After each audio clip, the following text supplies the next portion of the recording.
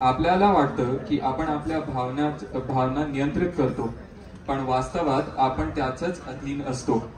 पण जेव्हा दोन माणसं एकेकाळी एकमेकांच्या अत्यंत जवळची एकमेकांपासून दुरावतात, तेव्हा त्यांच्यामध्ये एक इमोशनल बॅरियर तयार होतो. शब्द संपतात, नजरा पळतात, संवाद थांबतो, पण भावना गप्प बसत नाही. त्या अजूनही एकामेकांशी बोलत राहतात, स्पष्ट, तीव्र आणि खरं. आजची गोष्ट या अशाच दोन प्रेमिकांची आहे, कबीर आणि मीरा. इथे माणसं तर गप्प आहेत, पण भावना अजूनही संवाद साधायचा प्रयत्न करत आहेत. घेऊन आले आहेत बॅच 2021.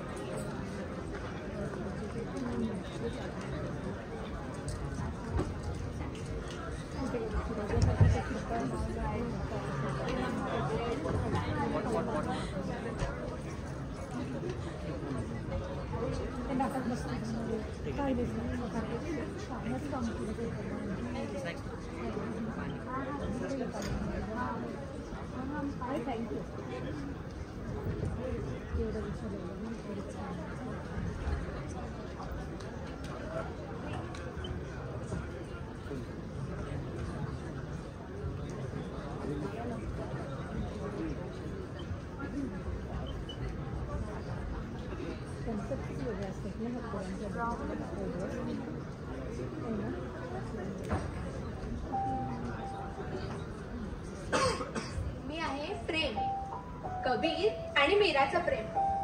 पण मी एकटी येत नाही, सोबत ओढ, आवेग आणि स्वप्न घेऊन येते.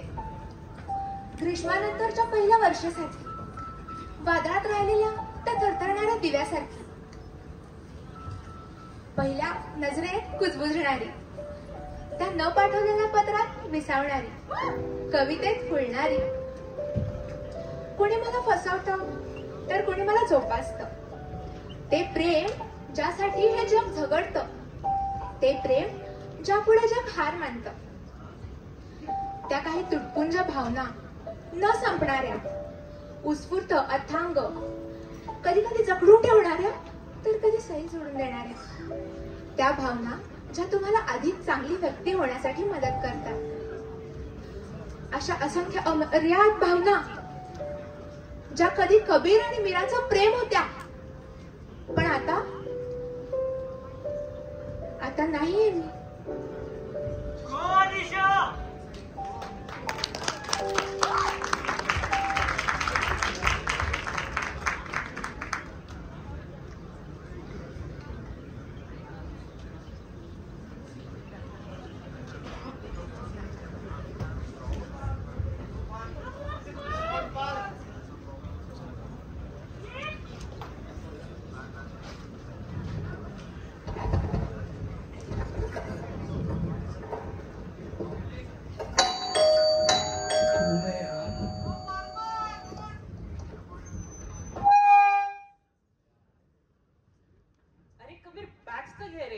थांब इथं वरण टाकले करायला.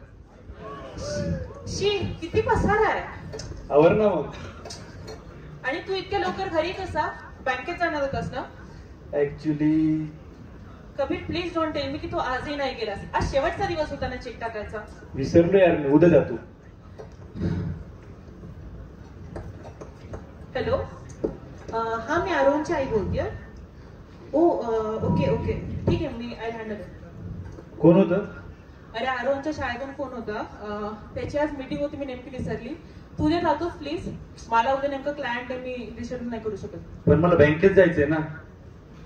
कबीर आज तू हे काम आटोपलं असं झालं असतं का? हे पण तुला सोल्युशन सोडून सारखं चुकांवरच का बोलायचंय? जाऊ दे, करू आपण काहीतरी मॅनेज. काय केलंय जेवायला? वरण भात. पुन्हा तेच तेच. आणि प्लीज ते आरोहनचं बघ बरं. सगळं मी नाही करणार.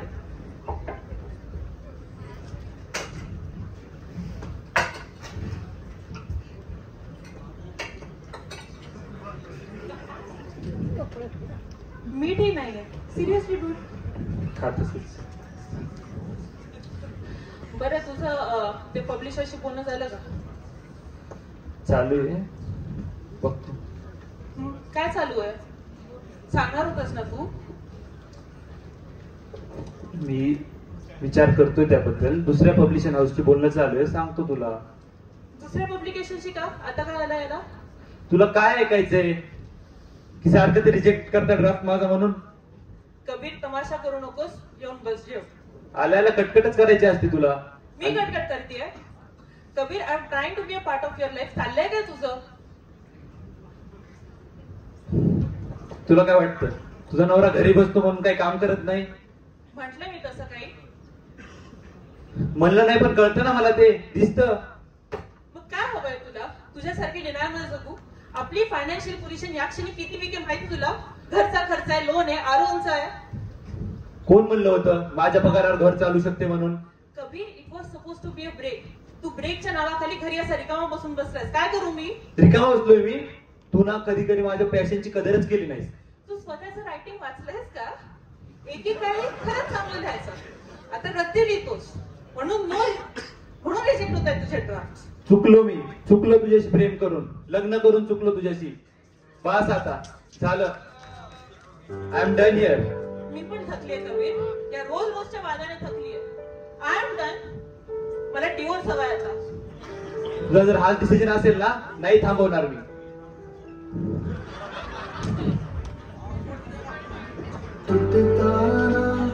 टूटतो जीव का सागना, निघताना अडतो पाय का.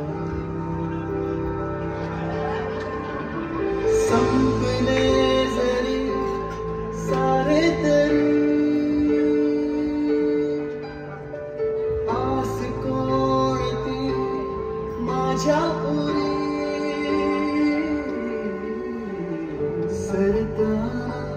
सरते वेळ का सांगना तुटता.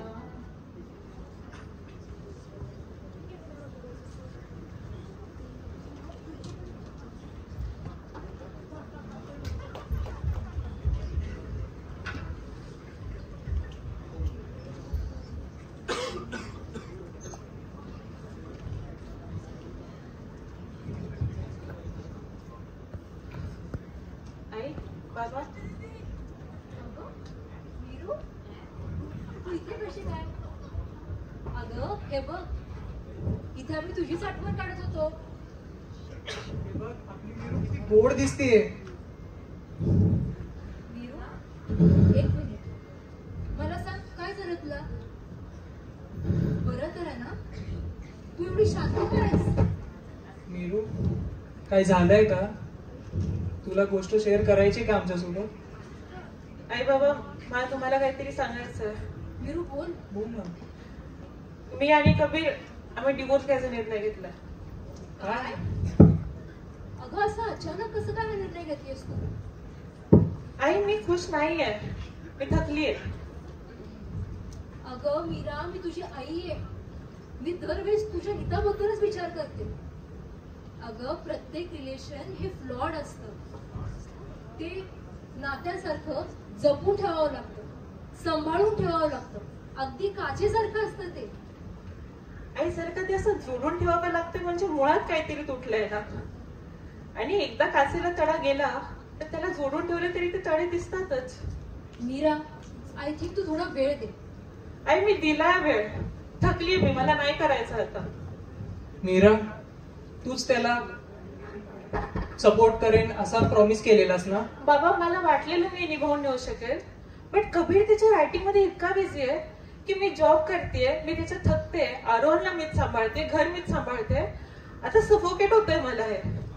दिस marriage was a beautiful journey, but I want to end it before this marriage ends me. Meera, हे तुमच्या जनरेशनचे असे वेस्टर्नाइज कन्सेप्ट मला तर काही पटत नाहीये. आई आई ऐक ना. अगं वसू, बाबा मी चुकते का? बरोबर करते ना. हे बघ मीरा, आपण बरोबर असंच समजून काही ऍक्शन करून टाकतो, पण ते बरोबर आहे की चुकीचं आहे हे नंतर ठरेल. पण तू हा डिसिजन इम्पल्सिव्हली घेतलाय का? मी विचारपूर्वक घेतलंय बाबा. मग तू बरोबर म्हणतेस, करतेस, पण तुझा निर्णय दुसऱ्यांना पटेल असं नसतं. तू निर्णय बनवलास त्यावर खंबीर राहा. त्याचा परिणाम काही असो, वाईट असो किंवा चांगला असो. तुम्ही आणि आई माझ्यासोबत आहात ना? हो, नक्कीच. थँक्यू बाबा. मी येते. आईला निरोप सांगायचं. काळजी घे बा.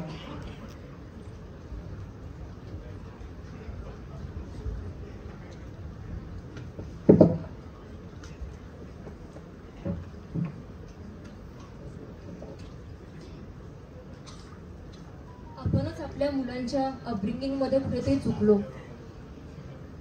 कॉम्प्रोमाइज आणि सॅक्रिफाईस हे कळतच नाही या लोकांना.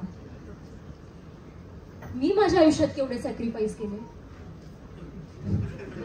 मी विराशात होते, मी कथक मध्ये अवरम्य होते. मला सुद्धा स्वतःची एक डान्स अकॅडमी काढायची होती, पण मी सुद्धा माझी स्वप्न मोडून जगलेच ना. पण वसू, मी तुला कधी थांबवलं? अहो, पण मला तर माहित होतं ना की माझ्यासाठी काय इम्पॉर्टंट आहे आणि काय इम्पॉर्टंट नाहीये ते. आणि हे कोणी सांगितलं की काय इम्पॉर्टंट आहे आणि काय नाही? माझ्या आईने, आणि तिला तिच्या आईने. तुम्ही तरी मला कधी विचारलं का की मला काय होतंय ते? आय एम सॉरी वसू, मला अंदाजच नव्हता की तुझ्या हृदयात इतका.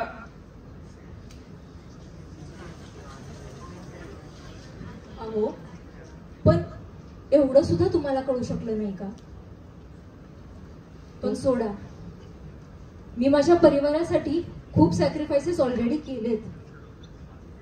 तू परिवारासाठी इतकं सॅक्रिफाईस केलं तरी तुझ्या मनात खंत राहिलीच ना. आय गेस मी चांगला नवरा नाही बनू शकलो, पण let's be better parents to our daughter. हो, पटतंय मला. आपली मुलगी समजूतदार आहे. तिने जे काय डिसिजन घेतलं असेल बरोबरच घेतलं असेल. हो, she is going through a tough phase. मला वाटतंय आपण तिला सपोर्ट करायला हवा. बरोबर आहे तुमचं. मी एक काम करते, मी तिला कॉल करते, तिच्याशी बोलते. तिला बरं वाटेल.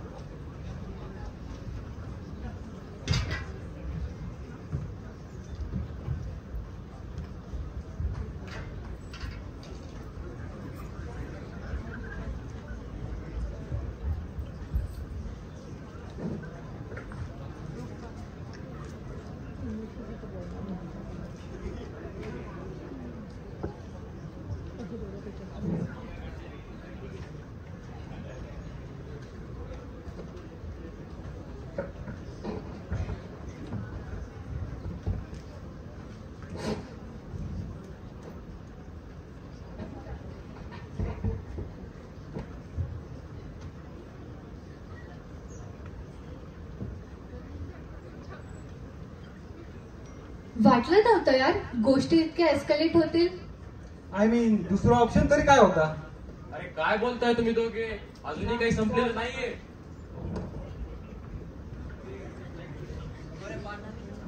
बोलवायचं का तिला इथं बसायला? जागा आहे इकडं. अरे ती नाही येणार आपल्यासोबत बसायला.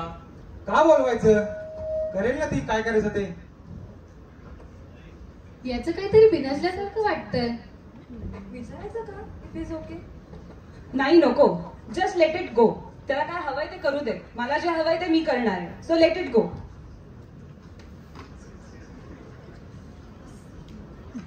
कबीर काय करतोय कबीर? अरे कबीर कुठे चाललायस? अरुण कुठे आहे? अरुणला इकडे सोड.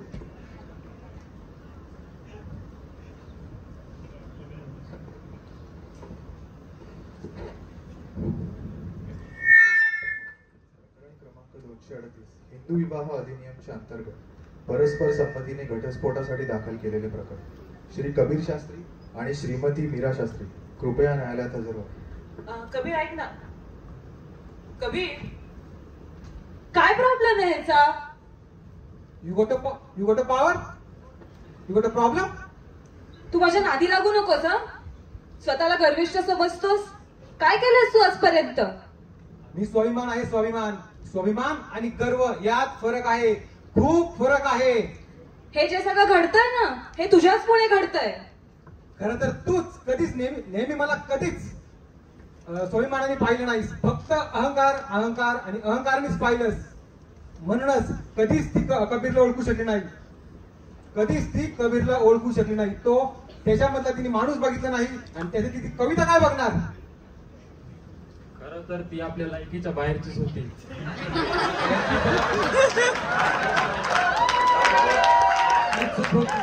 काही काय बोलतोय? आपली चूक नव्हती. नाही रे आपल्यातच काहीतरी कमी होती. चूक दोघांची होती. चूक जरी दोघांची असली ना तरी त्रास नेहमी मलाच झालाय. ही आहे ना आपली संवेदनशीलता. समजूतदारपणाचा आव आणून नेहमी त्याच्या सगळ्या चुका पोटात घालायची. पण माझं काय? मी कित्येक वेळा दुखावले गेले. मी प्रत्येक वेळा सहन केलंय. पण माझ्याबद्दल त्यांनी कधी विचार केलाय?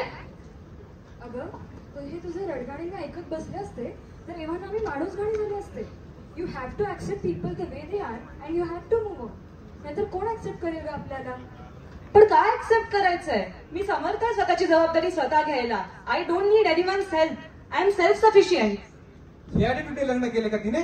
असं होत नसतं. दोन लोक जेव्हा एकत्र येतात तेव्हा ते एकमेकांवर विसरतात, डिपेंडंट होतात. बरोबर आहे. नात्यात एकमेकांना ऍक्सेप्ट करावंच लागतं आपल्याला. आणि एक्सेप्ट करून कायच झालं? डिवोर्स घ्यायला कोर्टाबाहेर बसलोय आपण. बरोबर आहे. मी पश्चाताप, प्रत्येक कदाचित मागे दडलेली आशा आणि प्रत्येक वेळा जेव्हा तिने त्याचा हात सोडला त्यानंतरची निराशा. बोलले आपले छंदोगामात्य पश्चाताप बोलले. अरे मला बोलू दिलंय का तुम्ही दोघांनी काही?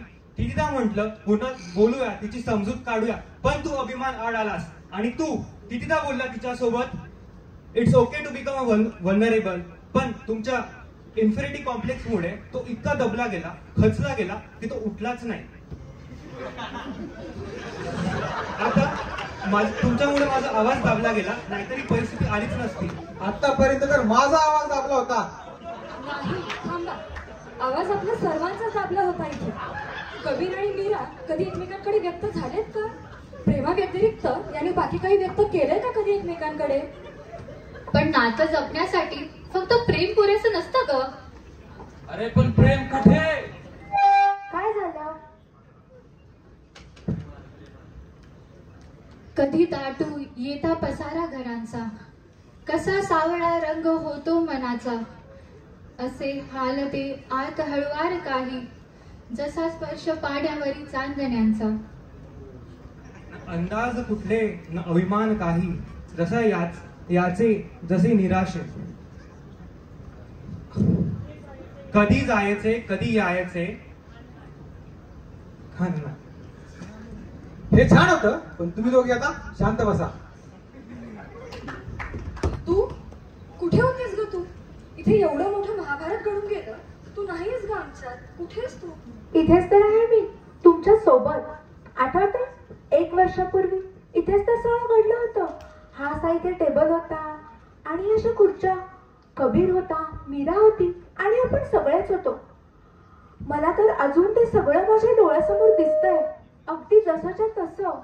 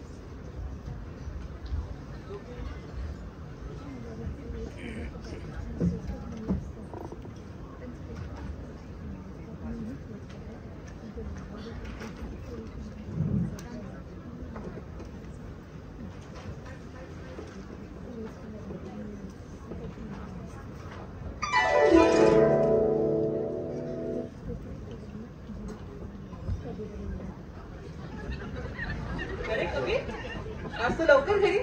हा, आत्ता चालू कामावरून. काय करतोय? बाय द वे जेवण बनवतोय. हो हो, आज काय स्पेशल? स्पेशल काय? आजचं स्पेशल वरण भात. वरण भात हे स्पेशल असतं? हो, मला तर इतकं आवडतं ना, मी आयुष्यभर खाऊ शकतो. काय तू? अरे हॅलो, हो मी आरोहनची आई बोलते. अरे हो का? सॉरी ठीक आहे. अरे कबीर, आज आरोहनच्या शाळेत मीटिंग होती, तू विसरलास? मला वाटलं तुझ्या लक्षात असेल. अरे काय बघायला नको काय करतोय तो. अरे आपलाच मुलगा आहे, करेल काहीतरी. अरे हा टेबल किती डुकडुक करतोय, तर सांगितलं ना रिपेअर कर. मला फरक पडत नाही, ऍज लॉंग एज आपल्या लग्नात स्टॅबिलिटी आहे. कबीर, असं फालतू विनोद करू नकोस, मी सिरियसली बोलते ना. करतो रे, कागदाचा सपोर्ट लाव. अच्छा, हे घे, ठेवलं तुझं कवितेचं पुस्तक. आता आलं आपल्या लग्नाला स्टेबिलिटी. माझ्या कवितांसोबत मस्ती नाही, काढते. मग काय रिपेअर ते करतो ना. कर, जेवण कर. मग कसा होता तुझा दिवस? काय लिहिलंस नवीन? नवीन आज एक कविता लिहिली, ऐकू ना. कशी ही अवस्था कुणाला कळावी, कुणाला पुसावे, कुणी उतरावे. किती खोल जातो तरी तोल जातो, असा तोल जाताना कुणी सावरावे. आई शपथ, किती सही. तू खूप सुंदर लिहितोस.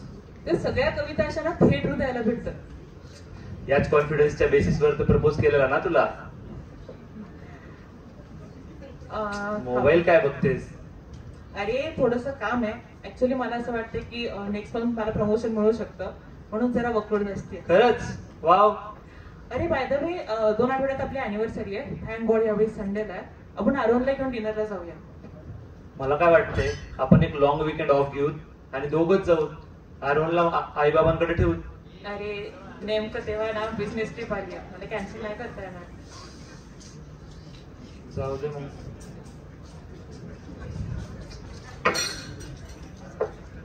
ऍक्च्युअली ऐक ना, आपण असं करू शकतो, मी येतो तुझ्या बिझनेस ट्रिपवर, मग तुझी मीटिंग झाली की फिरूत आपण. अच्छा, आणि तुझ्या ऑफिसचं काय? सुट्टी घेतो मी. म्हणतो तुझी आजी वारली. माझी आजी का? तुझी आजी वारली ना. प्लॅन कुणामुळे कॅन्सल व्हायलाय. अच्छा, अरे पण सॉरी, मी असं कॅन्सल नको करायला हवं. जाऊ दे, आपल्या दोघांपैकी एक तर त्याच्या जॉब मध्ये खुश आहे ना. कधी काय झालंय तुला? काय नाही, सोड, जाऊ दे. दररोजच नाही, बोल माझ्याशी, काय आहे? अरे तेच दररोज त्या क्युबिकल्स मध्ये सफोकेट व्हायचं. ते काम आवडत नाही तरी करावं लागतं. बिलकुल कंटाळा आलाय मला. तुला ट्विट करायचंय का? इतकं सोपं नाहीये. लोन्स आहेत, घरचा EMI, आरोहनच्या शिक्षणाचा खर्च होईल. अरे पण जर काही जॉबने तुला असं फ्रस्ट्रेशन आणि डिप्रेशनच येणार असेल तर this job is not worth it. Actually nothing is worth it. खरं मला एक खूपदा विचार येतो, कारण जेव्हा मी एखादी कविता लिहितो किंवा एखादी गोष्ट लिहितो ना, तेव्हा मला आतून खूप आनंद होतो. मला वेळेचं भान राहत नाही. जे डायहार्ड काय म्हणतात ना, तसंच. Writing is my one true love. Excellent thing to say to your wife. तसं नाही ग. अरे मला कळते तुला काय म्हणायचं. सी जेन्युइनली तुला ब्रेक घ्यायचा असेल ना तर right now for the time being we can afford it. My job is going good. आणि तोपर्यंत फिगर आउट कर तुला काय करायचंय ते. खरंच म्हणतेस? खरंच म्हणते. आता काय ठरलं याच्यावरती डिस्कशन नाहीये. तुला ब्रेक घ्यायचा तू ब्रेक घेतोस. इसी बात पर आईस्क्रीम की ट्रीट हो जाए. चल. ट्रीट तुझ्यातर्फे? हा ऑब्विसली. आता पुढचे काही महिने माझ्याच पगारावर चालणार आहे ना घर. लगेच टोमणे. किती पसारा आहे या घरात. मग आल्यावरती आवरायचं. मी का? कारण रिकामाच बसणार आहे ना आता तू घरी. रिकामा नाही. हा टाइम मला माझ्या कामात इन्व्हेस्ट करायचा आहे. हा तेच ते.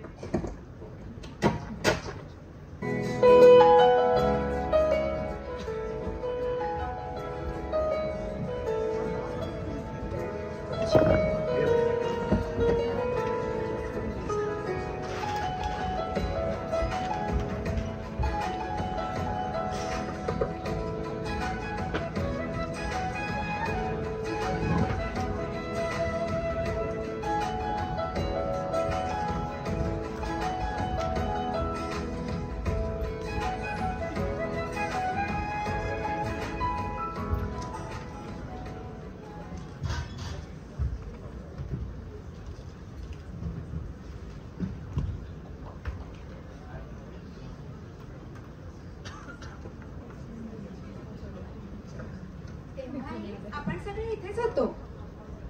तिच्या टोमण्यांमध्ये तिचा प्राईड होता ज्यामुळे त्याचा स्वाभिमान दुखावला गेला. त्याच्या इन्सिक्युरिटीला तिच्या एम्पॅथीने सांभाळून घेतलं. पण त्यावेळी त्या खटकणाऱ्या गोष्टींकडे सहज दुर्लक्ष होत होतं कारण इमोशनच्या नादात ते एकमेकांना गृहीत धरत गेले. मी तेव्हाही होते. पण आता माझा आवाज इतका दबलाय की तो त्यांच्यापर्यंत पोहोचतच नाही. आता या लग्नात उरलाय केवळ निराशा आणि पश्चाताप. चुकते रे आपलं. आपण अजून एक चान्स घ्यायला हवा. अरे तुला वाटत नाही का त्यांनी आतापर्यंत चान्स घेतला असेल त्याच्या मॅरेजसाठी? जेव्हा को इन्सिडन्स टॉक्सिसिटी मध्ये बदलतो तेव्हा आपण कायच करू शकतो. अरे पण समाजाचं काय? डिवोर्सचा धब्बा लागेल दोघांना. नातेवाईक काय म्हणतील, सोसायटी काय म्हणेल, आणि आरोहन किती लहान आहे. हे सगळे एक्सटर्नल फॅक्टर्स आहेत. मित्र, नातेवाईक, समाज याचा विचार करू नका रे. त्या दोघांच्या मनाचा विचार करा.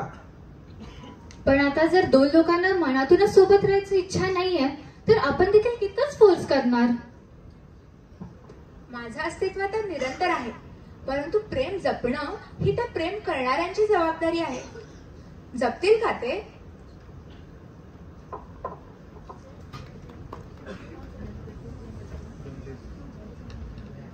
न्यायालयाने कबीर आणि मीरा शास्त्री यांच्या वैवाहिक संबंध पुन्हा एकदा समजून घेण्यासाठी आणि समेटाचा प्रयत्न करण्यासाठी 6 महिन्यांची कालावधी मंजूर केली आहे.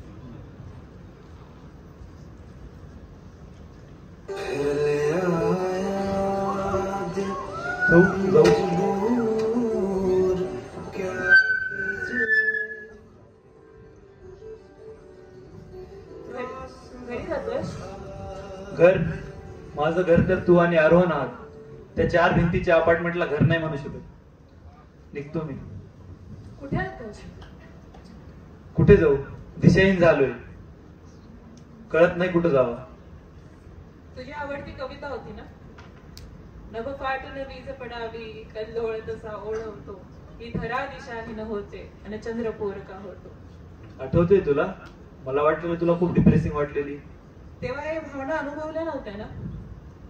मला आवडलेली ती कविता. काय होत ते? तव मिठीत विरघळणाऱ्या मज स्मृतीला गहुबेळा श्वासाविन हृदय डावे मी तसा जागतिक होतो.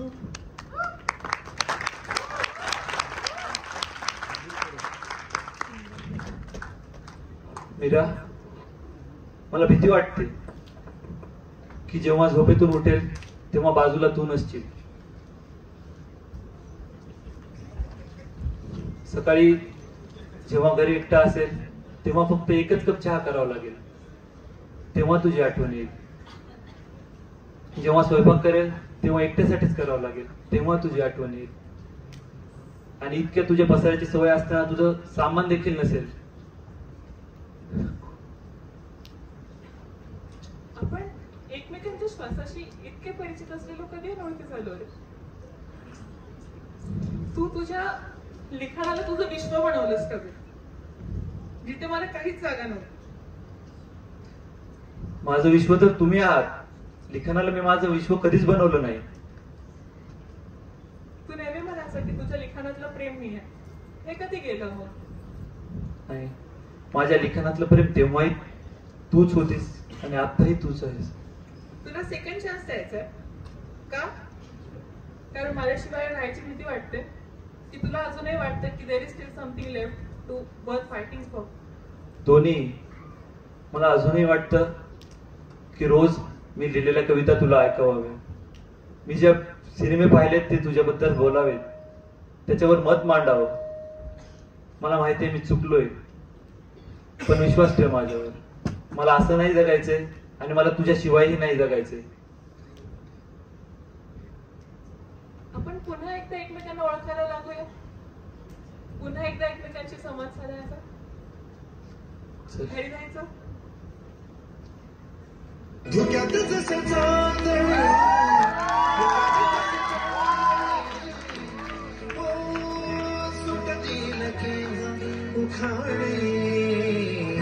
ना त्याला काही नाव नसावे, तुम्ही रे माझा मित्र.